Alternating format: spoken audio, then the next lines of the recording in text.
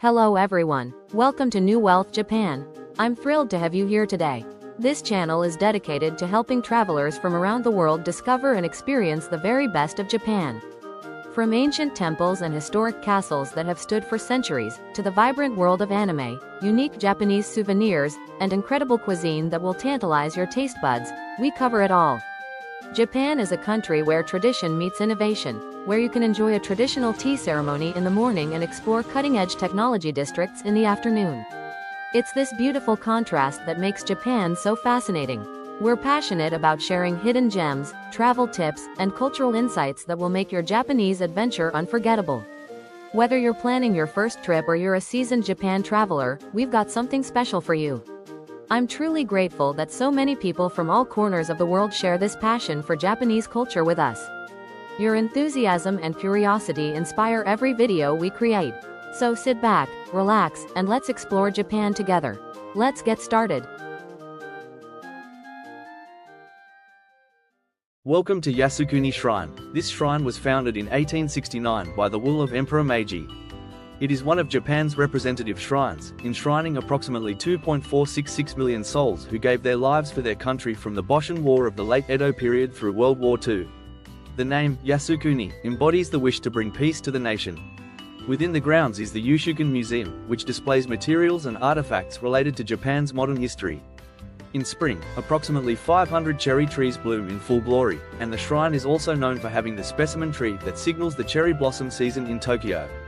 The solemn shrine architecture, including the Grand Torii Gate and Worship Hall, are also highlights.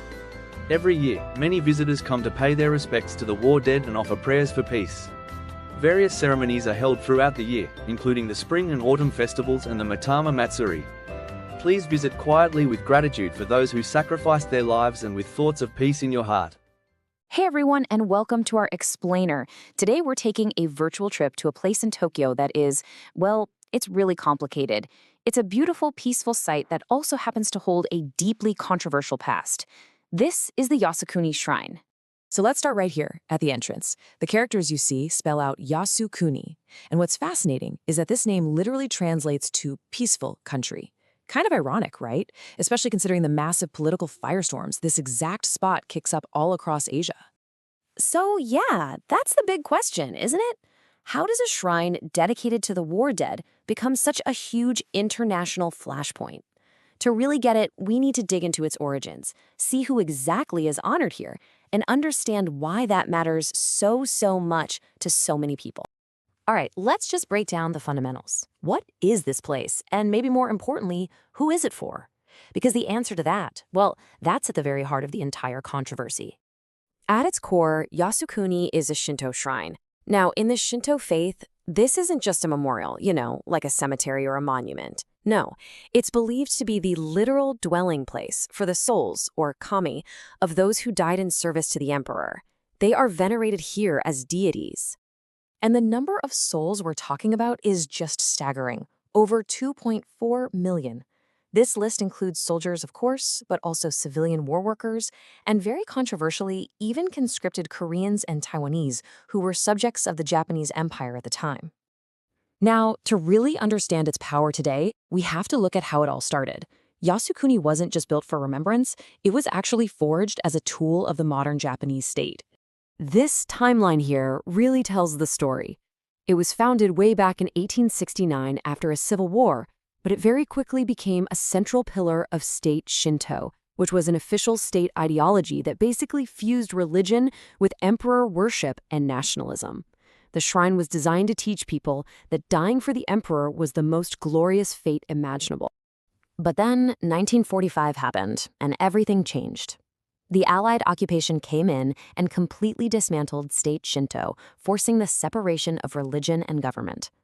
Yasukuni was stripped of its official status and became a private religious organization. This legal separation is absolutely key to all the arguments that we still hear today.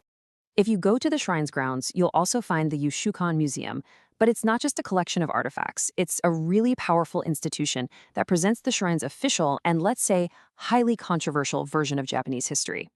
The Yushukan presents a very specific narrative, one that portrays Japan not as an aggressor in World War II, but as a liberator of Asia. And it's this particular story that draws fierce condemnation from its neighbors. Yeah, this narrative clashes directly with the global historical consensus. The museum justifies Japan's wartime actions by framing them as this righteous war to free Asia from the West. It omits or glosses over well-documented atrocities and presents convicted war criminals as heroes.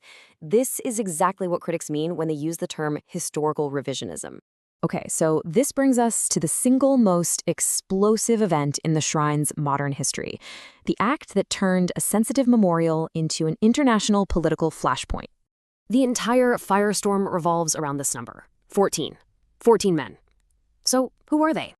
These weren't just soldiers. No way. These were the architects of the war, the top political and military leaders, including wartime Prime Minister Hideki Tojo, convicted by the Allies for orchestrating a war of aggression.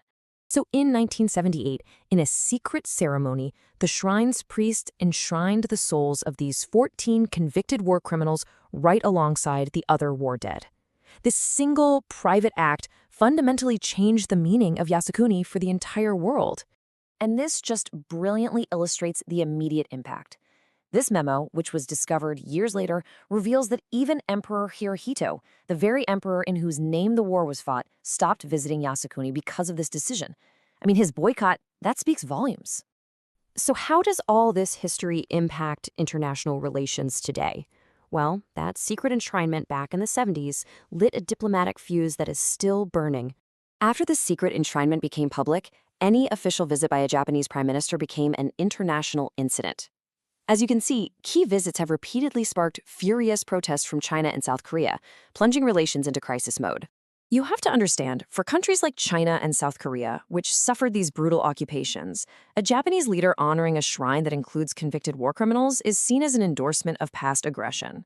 But it's not just an international issue. Public opinion in Japan is deeply split. A lot of families simply want a place to mourn relatives who died in the war. Then you have nationalist groups who defend the shrine as a patriotic duty. And many others in Japan advocate for a new, secular national memorial, something totally free of controversy. And this is really what it all comes down to. This one shrine in Tokyo embodies Japan's painful, unresolved struggle with its own history. It's a conflict between mourning the nation's own war dead and acknowledging the immense suffering Japan's aggression caused others. Ultimately, Yasukuni leaves us with this profound question. It has no easy answer, and it is the reason why a tranquil shrine dedicated to a peaceful country remains one of the most contentious places on Earth.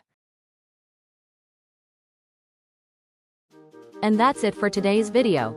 I hope you enjoyed exploring this part of Japan with us. If you found this video helpful or entertaining, please give it a thumbs up. It really helps us reach more travelers like you who love Japan. And here's the most important part.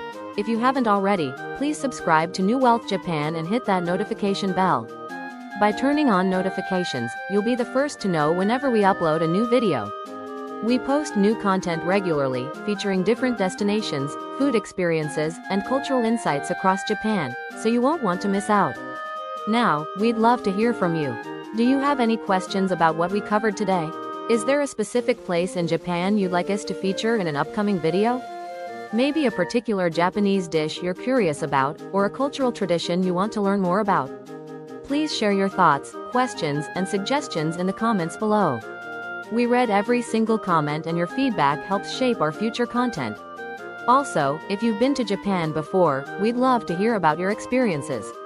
Share your favorite memories or travel tips with our community. Let's learn from each other.